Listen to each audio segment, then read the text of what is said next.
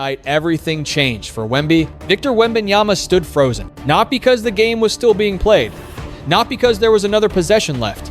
Not because he didn't understand what had just happened. He stood frozen because he did. As thousands of fans erupted around him and championship confetti rained down from the ceiling, Wembanyama watched another team celebrate the moment he believed belonged to the San Antonio Spurs. And the look on his face said everything. No smile.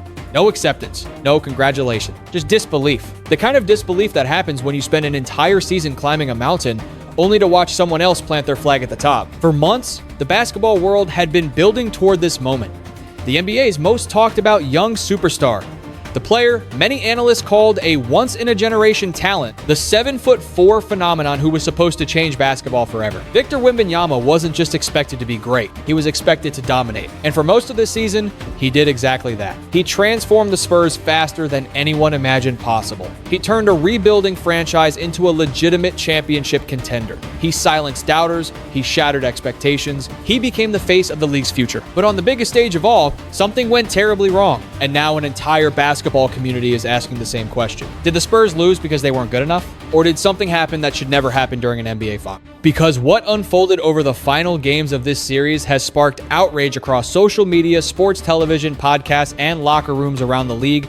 Fans are furious. Analysts are divided. Former players are demanding answers. And at the center of it all stands Victor Wembanyama, angry, frustrated, and refusing to pretend everything was normal. The deeper people dig into the footage, the stranger this story become. Questionable whistles, missed calls, critical moments that change the momentum of an entire finals series. And one particular incident that has basketball fans replaying the same clip over and over again while asking one simple question: how did the officials miss that? But here's where this story becomes even more fascinating. Because this isn't just a story about referees. It isn't just a story about controversy. And it definitely isn't a story about excuses. It's a story about pressure, expectations, legacy, and the painful moment when a future superstar discovers that talent alone isn't enough to win a championship. Tonight, we're breaking down everything: the controversial calls, the growing frustration inside the Spurs organization, the mistakes nobody wants to talk about, and the uncomfortable truth that Victor Wembanyama himself must confront after the most painful loss of his young career. Because by the end of this story,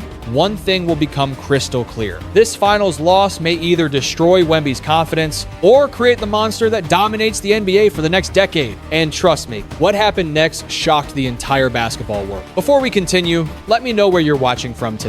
What city and country are you representing? And here's a quick question. If you believe the Spurs deserved a fairer chance in this final series, comment 1 below. If you think Wembanyama simply wasn't ready for the moment, comment 2 below. Don't forget to subscribe and turn on notifications because this story only gets crazier from here. The Spurs walked in believing. San Antonio did not walk into the finals like a team just happy to be there. That is what makes this loss hurt so much. The Spurs believe, not fake media day belief, not polite confidence, not the kind of empty answer players give because a microphone is in their face. They truly believe they were good enough to win the championship. And honestly, after the season they had, why wouldn't they? Victor Wembanyama had changed everything. Before him, San Antonio was still searching for its next identity. The franchise had history, banners, legends, and one of the greatest basketball cultures in the world, but it was waiting for a new centerpiece. Then Wemby arrived. Suddenly, every game felt different. Every block looked impossible. Every three-pointer from the top of the key made fans question what a big man was even supposed to be anymore. He was not just tall. He was not just skilled. He was a walking matchup nightmare. The kind of player who forces every opponent to rewrite the game plan before tip-off. And as the Spurs kept winning, the conversation around him changed. At first, people asked if he could survive the NBA. Then they asked if he could become an all-star. Then they asked if he could become the best player in the league. By the time the finals arrived, the question had become something much bigger. Could Victor Wembanyama win a championship this soon? That pressure would crush most young players, but Wemby seemed built for it. He carried himself like someone who expected the moment, not someone surprised by it. He protected the rim like the paint belonged to him. He stretched the floor like a guard. He made veteran players look rushed, uncomfortable, and sometimes completely helpless. That is why the Spurs did not see themselves as underdog. They saw themselves as ready. But the finals are different. The speed changes. The physicality changes. The whistle changes. And every weakness you hide during the regular season gets dragged into the spotlight under the brightest lights in basketball. For San Antonio, that spotlight revealed two truths at the same time. The Spurs were close enough to win, but they were also young enough to break. And once the game started getting tighter, once every possession felt heavier than the last, the little things began to matter more than ever. A missed box out, a rush jumper, a defensive rotation half a second late, a whistle that never came. That was when the energy around the series started to shift. Not suddenly, slowly, possession by possession. The Spurs kept fighting, but frustration began creeping into their body language. Wembanyama would look at the officials after contact. Teammates would throw their hands up. The bench would react like they had seen the same thing everyone watching at home had seen. But the game moved on. And that is the dangerous part, because in the NBA Finals,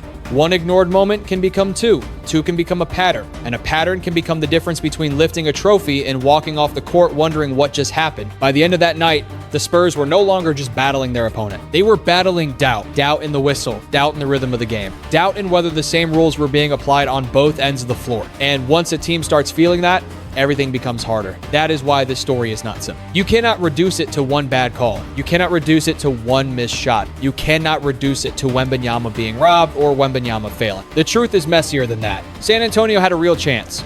Wemby had real moments of greatness. The officials had real questions to answer. And the Spurs had real mistakes that came back to haunt them. But before we can talk about the biggest controversy, we have to understand how the tension built. Because the explosion did not come out of nowhere. It started with contact. It started with silence. And it started with a feeling every basketball fan knows too well. Something about this game did not feel right. When the game started feeling different, at first, nothing looked unusual. A missed whistle here.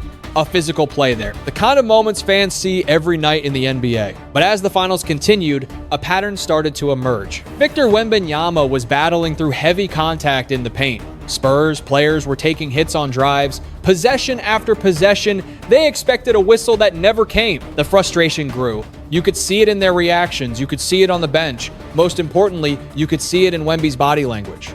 The Spurs were still competing, still close, still capable of winning. But they were beginning to lose trust in the rhythm of the game. And once that happens in the NBA Finals, every possession becomes heavier. Every missed call feels bigger. Every mistake becomes more costly. Then came the play that changed everything. The play that would dominate basketball conversations for days. The moment everyone was talking about, every final series has one defining controversy. This one involved Victor Wembanyama and Jalen Brunson. The replay quickly spread across social media. Fans replayed it repeatedly.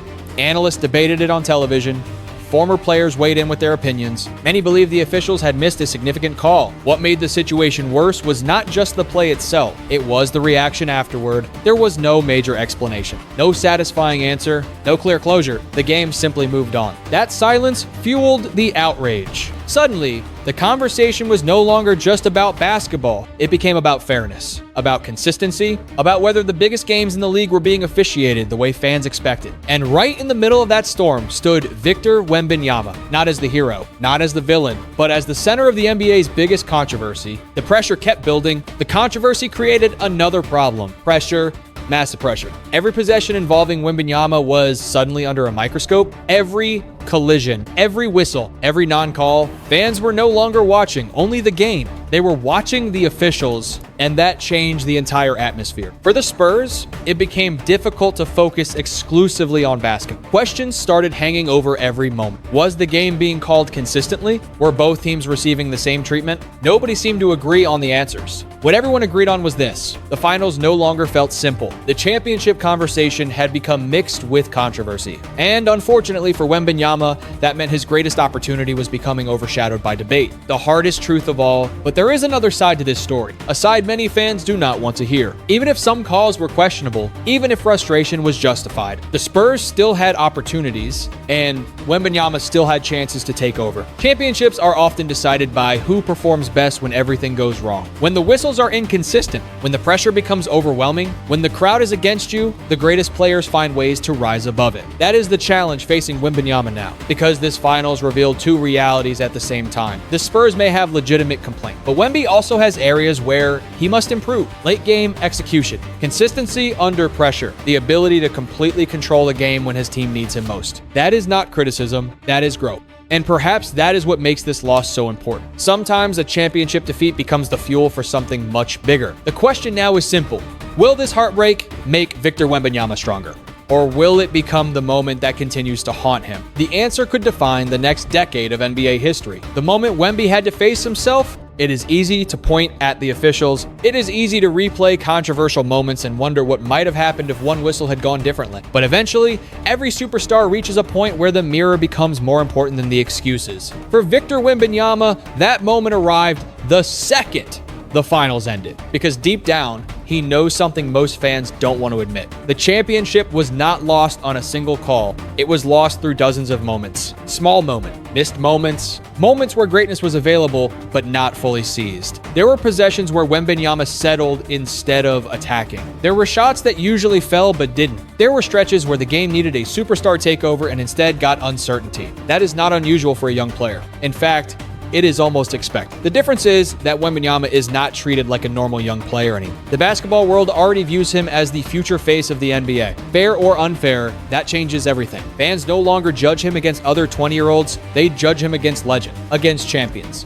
against the greatest players to ever touch a basketball. And when that standard is applied, the finals exposed a gap. Not a talent gap, not an athletic gap, a championship maturity gap, the ability to remain calm when everything around you becomes chaotic, the ability to dominate even when circumstances are frustrating, the ability to make the conversation about your greatness instead of the controversy surrounding the game. Those are lessons every legend eventually learned. Michael Jordan learned them, LeBron James learned them, Stephen Curry learned them, now it is Wemby's turn. And the scary part for the rest of the NBA, most great players become significantly more dangerous after experiencing heartbreak like this. Anger can create monsters. History in the NBA has taught us one brutal truth. Greatness is rarely born from comfort. It is usually born from pain, from humiliation, from a loss that follows a player into the summer, from a moment so painful that even when the cameras are gone, even when the arena is empty, even when the world has moved on to the next storyline, the player is still thinking about it. That is where Victor Wembanyama is now. This was not just another playoff loss. This was not just a young star learning a small lesson. This was the finals, the biggest stage in basketball, the place where legends are made,